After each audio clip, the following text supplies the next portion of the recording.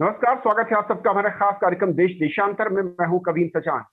देश देशांतर में आज बात स्वास्थ्य कर्मियों की, उनकी चुनौतियों की। दुनिया के अलग अलग देशों में हमने देखा है कि स्वास्थ्य कर्मी भी कोरोना संक्रमण का शिकार हुए हैं। कई देशों में इसके नंबर, इनकी संख्या काफी ज्यादा रही है और इसीलिए आज देश देशांतर में समझेंगे कि कैसे स्वास्थ्य कर्मी कोरोना संक्रमण से दूर रह सकते हैं। हमारे साथ तीन खास मेहमान हैं। मेरे साथ डॉक्टर तपस कुमार हैं, आपका स्वागत तपस जी। डॉक्टर रमेश कुमार दत्ता साहब हैं, बहुत स्वागत रमेश जी। और अशोक चौधरी जी हमारे साथ हैं, आप तीनों का स्वागत। शुरुआत डॉक्टर रमेश मैं आपसे करना चाहूंगा सर, क्योंकि अलग अलग देशों से बहुत ही मैं कहूँ कि जो खबरें आई संक्रमण को लेकर, खासतौर पर मेडिकल स्टाफ, सपोर्टिंग स्टाफ, उनको लेकर किस तरीके से इसे देखते हैं और क्या बड़ी वजह इसके पीछे लगती है? देखिए, ये संक्रमण सबसे पहले चाइना के वुहान सिटी से शुरू हुआ और वहां से लोग जो बाहर निकले तो वो कई देशों में गए और वो उन्होंने वहां जाके इस संक्रमण को, इस बीमारी को फैलाया। और वो कुछ देशों ने इसका ध्यान नहीं दिया, जैसे यूरोप के देश हैं, इटली है, स्पेन है, जर्मनी है, और ये इन देशों ने, और अमेरिका भी इसके लिए रिस्पॉन्सिबल है। इन देशों से जो लोग निकले तो उन लोगों ने इसका ध्यान नहीं दिया कि ये लोग इन लोगों को भी इन्फेक्ट कर सकते हैं और ये डायरेक्टली उनके कांटेक्ट में आए और ये बीमारी यूरोप और अमेरिका में दूसरे देशों के निस्बत ज्यादा फैली। तो इसका सबसे बड़ा भारत देश, हमारे देश में ये संक्रमण है बहुत ही कम, ये कह सकते कि मात्रा में या डिग्री पे है, क्योंकि हम लोगों ने इसके ऊपर, पहले तो हमारे लोग डायरेक्टली चाइना के लोगों के कांटेक्ट में नहीं आए, पर जो लोग यूरोप से या अमेरिका से आए और बाकी और देशों से आए तो उन लोगों ने आके यहाँ पे इस बीमारी को फैलाया है। और हमने जो मेयर्स, जो हमारे प्रधानमंत्री के निर्देश पे हमने जो स्वास्थ्य सेवाओं का जो निर्देश दिए हैं और कैसे कैसे हम डॉक्टर्स को, पैरामेडिक्स को अपने इंस्ट्रक्शंस दी हैं अपने आप को बचाने के लिए, वो उसके लिए जो है, उसके लिए हमारे देश में इस बीमारी का अभी इतना प्रभाव नहीं पड़ा है। यही कारण है कि हम लोग इस बीमारी के बारे में काफी जागरूक हो चुके हैं। डॉक्टर तपस, स्टाफ जो है इस वक्त, या फिर मैं कहूँ कि पीएससी, सीएससी या ग्राउंड पर जो डॉक्टर के वो जो स्टाफ है, किस तरीके से इनिशियली उसको तैयार रहना चाहिए ताकि संक्रमण शुरुआती स्तर पर उससे बच सके? देखिए, हम लोगों को अभी फिलहाल के लिए डॉक्टर और नर्सेस और पैरामेडिक्स एक हॉस्पिटल की सबसे बड़ी स्ट्रेंथ है और ये पैंडेमिक को लड़ने के लिए भी वो लोगों को हम लोग अभी कोरोना वॉरियर्स के नाम में जानते हैं। तो ये अगर कोई भी हॉस्पिटल, अगर स्टार्टिंग हम लोग हॉस्पिटल से करें तो उसकी कोई भी पेशेंट आ रहे हैं, वो ओपीडी हो या फिर और इमरजेंसी के थ्रू में आए, तो उनको अच्छे से स्क्रीनिंग किया जाए। स्क्रीनिंग का मतलब होता है कि अगर कोई भी पेशेंट, उनकी फीवर, कफ, ब्रीदिंग डिफिकल्टी या इस तरह के ट्रैवल हिस्ट्री हो तो उसको इमीडिएटली एक दूसरी जगह पे, जहां पे कि उसको कोरोना आइसोलेशन या कोरोना कंटेनमेंट एरिया, वहां पे उसको रखा जाए, रादर देन उनको सारे हॉस्पिटल के बाकी पेशेंट या इमरजेंसी के बाकी पेशेंट के साथ उनको मिलाया ना जाए। दूसरी बात, सारे स्टेट्स अभी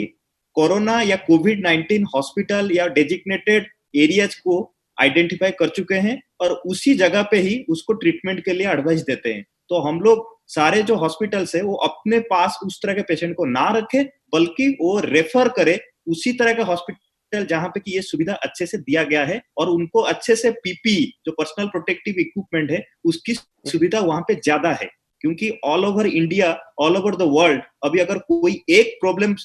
हम लोग हेल्थ केयर वर्कर जूझ रहे हैं, वो है अच्छे क्वालिटी और अच्छे नंबर से पीपी मिलना। तो मेरे हिसाब से स्क्रीनिंग अच्छे से होना चाहिए। जी डॉक्टर तपस, लेकिन मैं पीपी या उस पर आऊं उससे पहले एक और मैं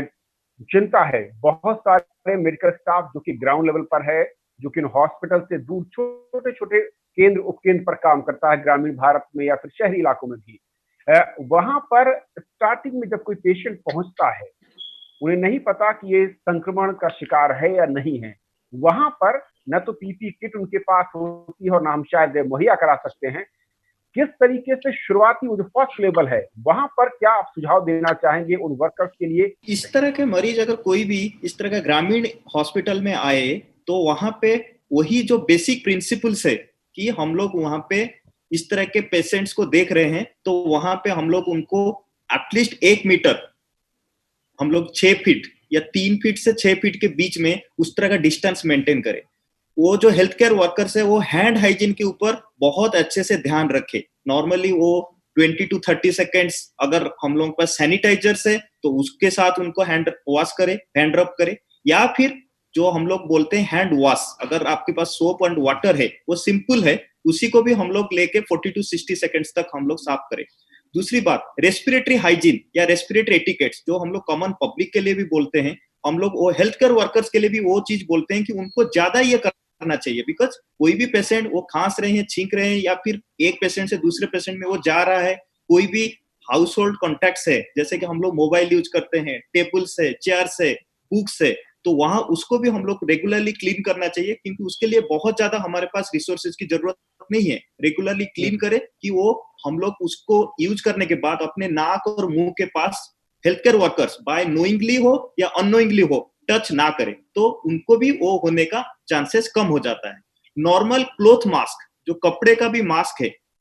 WHO या CDC के हिसाब से वो हेल्थ केयर वर्कर्स के लिए बहुत एडवाइजेबल नहीं है, बट रिसोर्स कंटेंट जहां पे हम लोगों को इतना प्रॉब्लम हो रहा है सामान मिलने में, तो हम लोग अगर इस तरह का एरिया जो आईसीयू हो या इमरजेंसी में नहीं देखे, नॉर्मल कॉमन वार्ड में हो, छोटे छोटे हॉस्पिटल में हो, वहां पे हम लोग एटलीस्ट कुछ तो अपने नाक के ऊपर ढांक के रखे। और दूसरी तरह से अगर उस तरह का कोई टच भी कर रहा है तो एटलीस्ट मास्क पहने हैं, तो हम लोग वहां पे नाक और मुंह के पास वो हाथ नहीं जा रहा है। तीसरी बात, रेगुलरली एटलीस्ट हम लोग कुछ तो डिस्टेंस मेंटेन करें। जो सोशल डिस्टेंसिंग की बात हो रहा है, घर में भी हम लोग जो हेल्थ केयर वर्कर्स घर जा रहे हैं, तो एटलीस्ट वो लोग अपने बच्चों से, अपने जो घर में बुजुर्ग लोग हैं, उनसे भी थोड़ा सा डिस्टेंस मेंटेन करें अगर उस तरह का पेशेंट्स को लोग देख रहे हैं। डॉक्टर अशोक चौधरी, आप क्या सलाह देना चाहेंगे इसी सवाल पर जो मैंने डॉक्टर तपस से पूछा कि ग्राउंड लेवल पर, चाहे वो डॉक्टर हैं, नर्स हैं, या हमारे वो पुलिसकर्मी हैं जो लगातार हर रोज हजारों लोगों से मिल रहे हैं या उनके सामने से गुजरते स्कैनिंग कर रहे हैं, उस लेवल पर जो लोग मौजूद हैं, जो हमारे वॉरियर हैं, फ्रंटियर हैं, उनको क्या ध्यान रखना है और क्या खास हिदायत?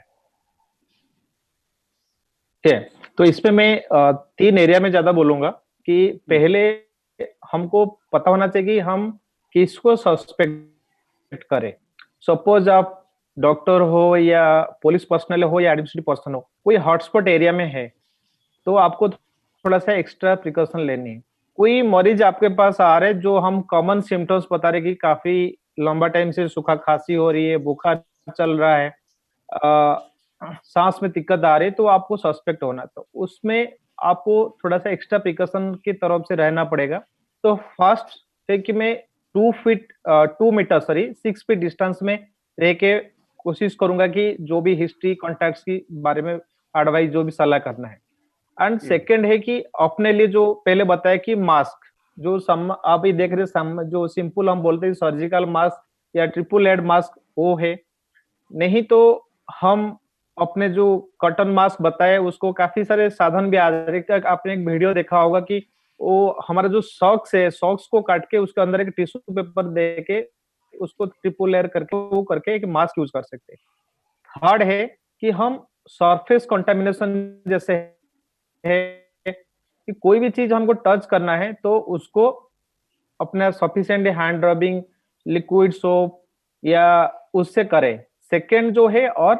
कि हमारा अपना जो यूज वाले सामान होती है, जैसे मेरा आपका स्पेक्स है, अपना वॉलेट है, पर्स है,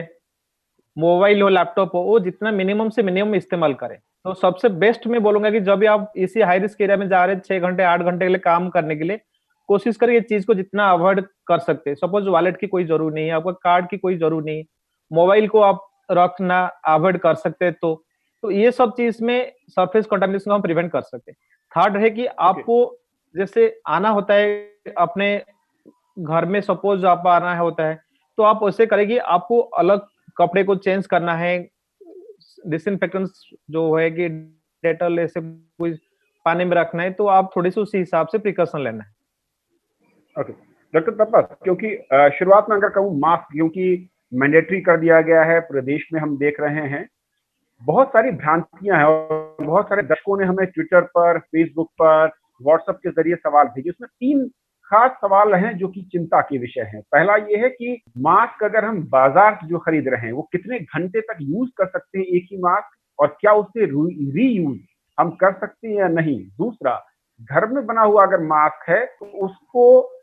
रीयूज करने से पहले करना चाहिए। और तीसरा, मास्क उतारने के बाद उसे रखने का सही तरीका क्या हो सकता है। जो घर में हम लोग पहनते हैं उसका अगर मैं आंसर बोलूं, जो कपड़े का हम लोग बोल रहे हैं, नॉर्मली सीडीसी या यूएस एफडीए जो कि इन्फेक्शन कंट्रोल के हम लोग उनको स्टैंडर्ड मानते हैं, उनके हिसाब से कोई भी मास्क को रीयूज नहीं करना चाहिए। बट हम लोगों को प्रैक्टिकल अगर फील्ड के ऊपर देखें तो अभी पैंडेमिक के टाइम में तो सारे जगह पे वही यूएस ही नियम अभी ले रहे हैं कि हम लोग अगर सामान की अच्छे से कंटिजेंसी या हम लोगों को इमरजेंसी में कैसे मैनेज करना है उसी हिसाब से हम लोगों को रीयूज करना चाहिए। तो कपड़े वाला मास्क जो है उसको आप धो के,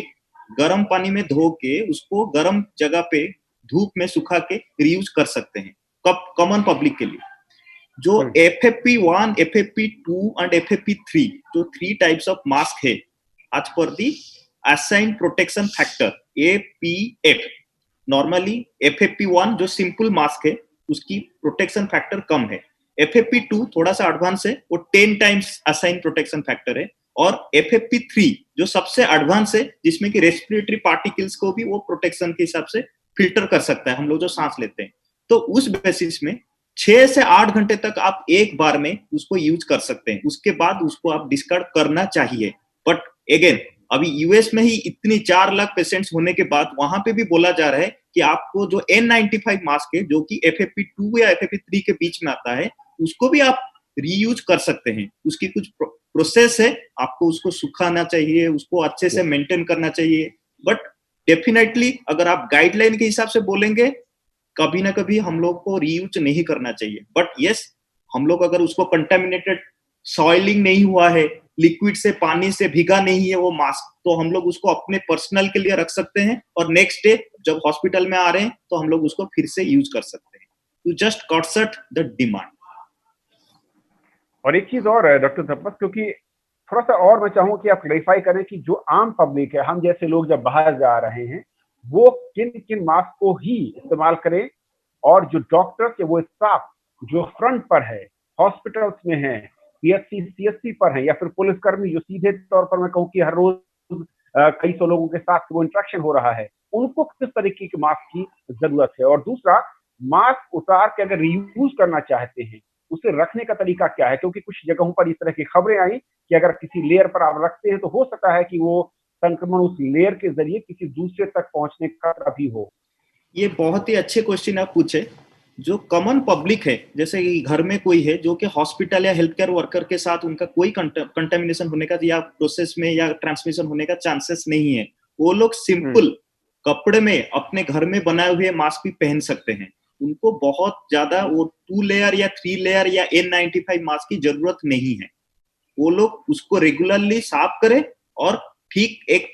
ऐसे कंटेनर में रखे जो कि बाहर से कंटेमिनेशन ना हो, क्योंकि आप बाजार में जा रहे हैं सब्जी लाने के लिए तो वहां पे आपको उसी तरह का मास्क भी नॉर्मली एटलीस्ट बाहर से जो डस्ट कंटेमिनेशन हो रहा है या कोई पर्सन इमीडिएटली छींक रहे हैं या आपकी हाथ वहां पे टच होके आप बाहर बाय नोइंगली हो अननोइंगली नाक और मुंह में टच कर रहे हैं तो डेफिनेटली वहां से आपको प्रोटेक्शन मिलेगा। नॉर्मली जो लोग हॉस्पिटल में काम कर रहे हैं या इस तरह के पेशेंट के आसपास आ रहे हैं, इमरजेंसी डिपार्टमेंट हो, आईसीयू में हो, वार्ड में हो, कपड़े वाले mask is not at all advisable. But in this जहां पे हाई डिमांड है वहां पे सिक्योरिटी गार्ड जो कि फर्स्ट स्क्रीनिंग कर रहा है तो उनको आपको 2 लेयर या 3 लेयर्ड मास्क जो सर्जिकल मास्क है 3 लेयर्ड मास्क है उनको देना जरूरी है। बट जो लोग एरोसोल जनरेटिंग प्रोसीजर, जो हम लोग एरोसोल जनरेटिंग प्रोसीजर बोल रहे हैं, इसका मतलब है जो लोग वेंटिलेटर पे पेशेंट जाने से पहले इंट्यूबेशन करते हैं, जो डॉक्टर्स या नर्सेस इमरजेंसी में हो या आईसीयू में हो, या फिर वहां पे सक्शन कर रहे हैं, उनको बलगम जमा है, सांस में ऑब्स्ट्रक्शन हो रहा है, वार्ड में कहीं पे पेशेंट है, उनको वहां पे खांसी आ रहा है, तो वहां पे डेफिनेटली N95 मास्क को ही यूज करना चाहिए। जैसे डॉक्टर साहब है, हेपेटोलॉजिस्ट है, वो एंडोस्कोपी कर रहे हैं, एंडोस्कोपी के टाइम में N95 मास्क पहनना बहुत ही जरूरी है। कोई पल्मोनोलॉजिस्ट है या आईसीयू स्पेशलिस्ट है जो कि ब्रोंकोस्कोपी कर रहे हैं, तो वहां पे आप जब वहां पे प्रोसीजर कर रहे हैं तो डेफिनेटली एरोसल्स पेशेंट की ओर से आपके पास या अदर हेल्थ केयर वर्कर के पास डिसेमिनेटेड होने का चांसेस हाई रहता है, तो वहां पे N95 मास्क चाहिए। बट जहां पे सिंपल वार्ड है या इस तरह की जगह है जहां पे कि इस तरह का इन्फेक्टेड पेशेंट नहीं है, तो वहां पे आप सिंपल सर्जिकल मास्क जो 3 लेयर का होता है, या फिर उसी तरह का जहां पे कि आपके पास कहीं पे भी कंटामिनेशन है या पेशेंट के पास आसपास नहीं आ रहे हैं, उनको आप क्लोथ के मास्क दे सकते हैं। बट मैं अगर मुझे पूछा जाए तो हॉस्पिटल में सर्जिकल मास्क या N95 मास्क कॉमन पब्लिक के लिए जो घर में रहते हैं उनको, अगर कपड़े में वो खुद सफाई से अच्छे से मेंटेन कर पा रहे हैं तो कपड़े वाले मास्क, या फिर सिंपल 2 लेयर सर्जिकल मास्क अगर उनको मिलता है तो उनको यूज कर सकते हैं। एंड आपका थर्ड क्वेश्चन था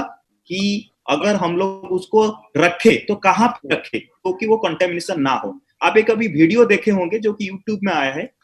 कोई भी पेशेंट अगर हम लोग वहां पे यूज कर रहे हैं आईसीयू में हॉस्पिटल में, एक ऐसा कंटेनर रखे जो कि मास्क की साइज का हो, और वहां पे आप डायरेक्टली वो कंटेनर को हाथ में पकड़े और सीधा वो मास्क को निकाल के उसकी 2 स्ट्रैप्स वो कंटेनर के पीछे आगे ऊपर दोनों जगह पे उसको ऐसा रख दे और उसको ढाक, उसको ऊपर एक कवर रख दे, सो दैट वो मास्क बाहर की एयर से वहां पे कोई भी कंटेमिनेशन ना हो। और एक चीज है, अगर कहीं पे भी आपको लगा कि वो मास्क कंटेमिनेटेड हुआ है या सॉइलिंग हुआ है, पानी लग गया है, या फिर आपकी खुद की सिक्रेशन, नाक की सिक्रेशन वहां पे लगा है, तो उसको आपको फिर से रीयूज नहीं करना चाहिए। ओके डॉक्टर अशोक चौधरी, क्योंकि थोड़ा सा मैं चाहूंगा उन लोगों के लिए भी, उस स्टाफ के लिए, उन डॉक्टर्स के लिए जो कि जब आईसीयू या फिर मैं कहूँ कि दूसरी जगहों पर जब मरीज पहुंचता है, अगर संक्रमित मरीज है, वहां पर क्या चैलेंजेस उनके सामने हैं, और आपकी नजर में क्या खास हिदायतें या क्या खास सावधानियां उस लेयर पर, यानी कि एक बार एडमिशन होने के बाद जो स्टाफ उनके संपर्क में आने वाला है या जो उनके हेल्थ केयर वर्कर हैं जो उनके साथ संपर्क में आने वाले हैं, उनको क्या खास ध्यान रखना है? हाँ, तो जैसे हमारे पास कोई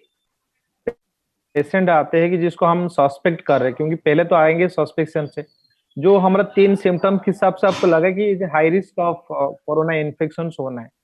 तो हर हॉस्पिटल में आजकल एक फ्लू कॉर्नर या आप बोलेंगे फीवर क्लिनिक हुआ है, एटलीस्ट वो थोड़ा सा separated from the main hospital की इमरजेंसी ब्लॉक से होना है, एंड वो आइसोलेटेड एरिया वेल वेंटिलेटेड होता है। तो वहां पे जो स्टाफ है वो देयर डेजिग्नेटेड स्टाफ, वो अपना सारे प्रोटेक्शन जो होती है वो लेके रहना होता है। तो वहां पे हमने पेशेंट पहले सेग्रीगेट हो गए, that can be emergency area, और वो फिर वहां से जैसे काफी सारे हॉस्पिटल में डेडिकेटेड हो गया कि वो कोविड ट्रीटमेंट के लिए, कोरोना ट्रीटमेंट के लिए वो फैसिलिटीज है, तो अच्छा नहीं है तो they should be kept in A separate isolated ward, जो हम बोलते हैं सस्पेक्टेड वार्ड। आप सस्पिशियस केस वहीं पे रखते हैं कि उनकी सैंपल टेस्टिंग के लिए, बट जब तक इनके सैंपल टेस्टिंग होना है या आपने सस्पेक्ट करा हुआ है तो उनको हम सस्पेक्ट करना चाहिए कि वो इन्फेक्टेड है, जब तक इनका टेस्ट नेगेटिव आ रहा है, तो तब तक हमको पूरा प्रिकॉशंस लेनी होती है। एंड इसमें मैं एक बताऊंगा कि काफी सारे हेल्थ केयर वर्कर है, तो इनके लिए कि हमको बहुत डर लगता है कि मेरे को इन्फेक्शन हो जाएगा करके, but as per the CDC definition है कि हमको डिफाइन करना है कि high risk category of exposure क्या है, मीडियम रिस्क क्या है, लो रिस्क क्या है। सपोज हमने कोई पेशेंट है, उसके साथ हमने रहा 6 फीट से कम डिस्टेंस में रहा, 2 से कम डिस्टेंस में रहा, और हमने 15 मिनट तक इसके साथ इंटरेक्शन किया हुआ है, और हमारे कोई प्रोटेक्शन इक्विपमेंट्स नहीं था, कि मैंने मास्क नहीं पहना हुआ है, simply surgical mask 95, then it is a high risk contact. तो वो हम अवॉइड करें कि हम 2 मीटर दूर से रहे, और अपने मास्क को हमने पहना हुआ है,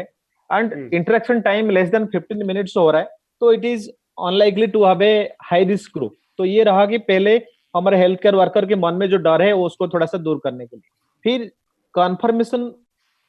जब भी आता है या हाई रिस्क सस्पिशन हो जाते हैं, तो हेल्थ केयर वर्कर को एक होती है कि जैसे अभी गवर्नमेंट की हमारे गाइडलाइंस आ गए कि हम इनको मेडिकेशन प्रोफाइलैक्सिस देना है, हाइड्रोक्सीक्लोरोक्विन की डोज। तो अभी जो ऑल हेल्थ केयर वर्कर्स जो कि इनको हॉस्पिटल में आगे जाके ट्रीटमेंट करना है तो उनको ये प्रोफाइलैक्सिस लेनी है, और उसके लिए डोज एंड गाइडलाइंस सबको थोड़ा बहुत मालूम है या हमारा सरकार ने गाइडलाइंस जारी करा हुआ है। तो ये चीज रहा कि हमारे अपने को प्रोफाइलैक्सिस के लिए माने ड्रग्स के हिसाब से, एक्सपोजर हिसाब से प्रोफाइलैक्सिस रखने के लिए। थर्ड है कि जो इसकी जो सीक्रेशंस, कंटामिनेशंस, कफ, वो सब चीज को हम मैक्सिमम पॉसिबिलिटी करें कि कैसे कांटेक्ट में नहीं आ सकता। सपोज लग रहा है कि इस तरीके से होनी है, कि पेशेंट काफी जोर से खांसी कर रहा है कि हमको सीक्रेशन को क्लीन करना होगा, तो हमको पूरा जो पर्सनल प्रोटेक्टिव इक्विपमेंट में रहे के प्रोटेक्शन उसके साथ डील करना होगा। ओके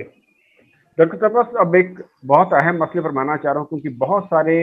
हेल्थ केयर और डॉक्टर्स ने ये भेजा रिक्वेस्ट कि हमें जानकारी नहीं है, ट्रेनिंग हो सकता है कि टाइम न मिला हो ट्रेनिंग देने का, पीपी किट कैसे इस्तेमाल करनी है और क्या खास रखना है, क्योंकि कई देशों में इस तरह की बातें सामने आ रही हैं कि पीपी किट जब यूज करते हैं हम, तो शायद कई बार हम छोटी सी भी चूक कर देते हैं, ओवर कॉन्फिडेंस कहिए, हमें लगता है कि प्रोटेक्शन हमारा बहुत ज्यादा है, इसके चलते शायद संक्रमण ज्यादा कई देशों में हुआ है डॉक्टर्स के अंदर में। मैं चाहूंगा कि अगर आप बता पाए, समझा पाए डॉक्टर तपस।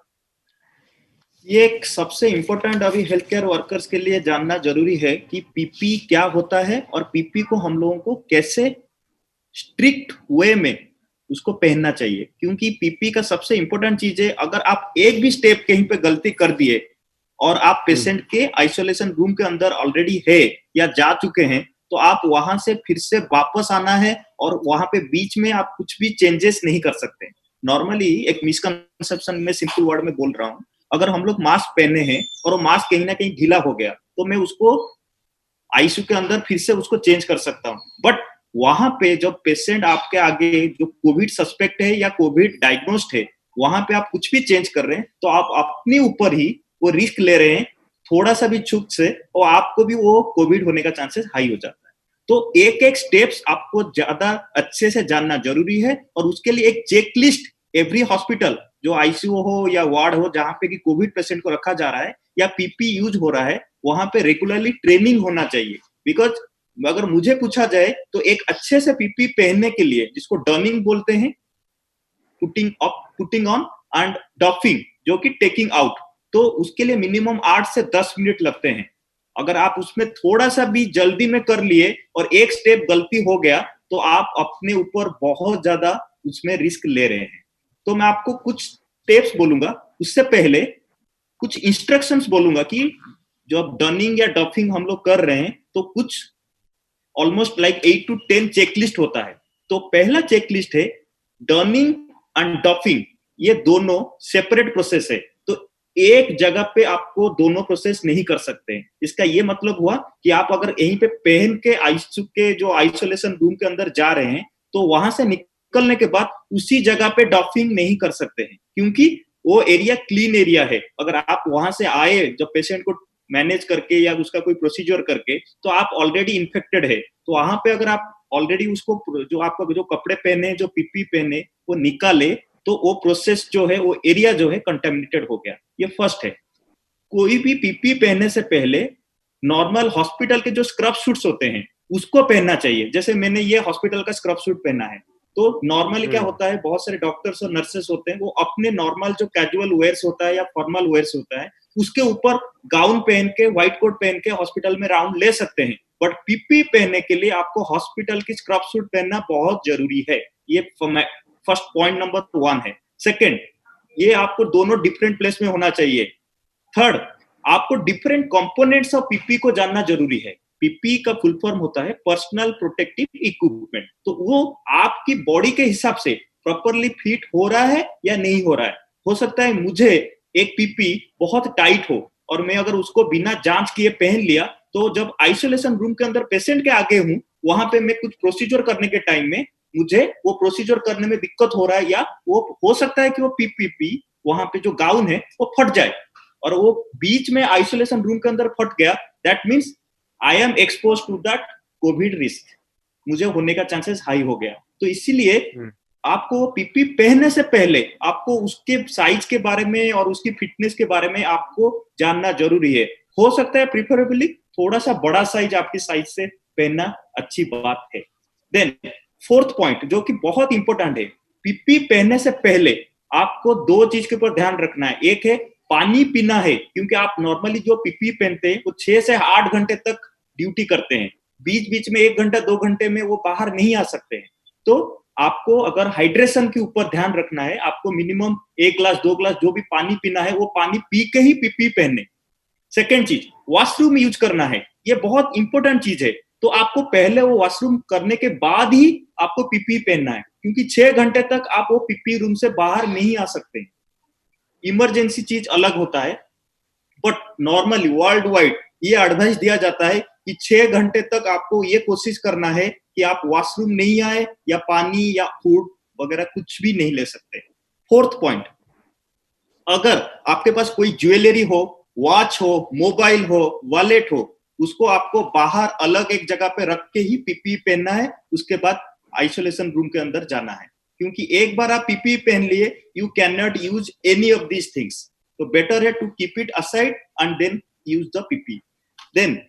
अगर आप फीमेल नर्सेस होते हैं या डॉक्टर्स होते हैं, बाल है जो कि हो सकता है उनकी बड़ी बाल हो, उसको आपको टाई करना है। आप इतने बड़े बाल के साथ वो पीपी या आपकी जो कैप है वो नहीं पहन सकते। आपकी नाखून है, I am telling about the practical things, अगर नाखून थोड़ा सा भी बड़ा है तो नॉर्मल जब ग्लोव्स पहनते हैं हम लोग आइसोलेशन रूम के अंदर कोई प्रोसीजर करने के टाइम में थोड़ा सा भी स्ट्रेच हुआ तो ग्लोव्स फट जाएगा। And now I am completely expose to COVID risk.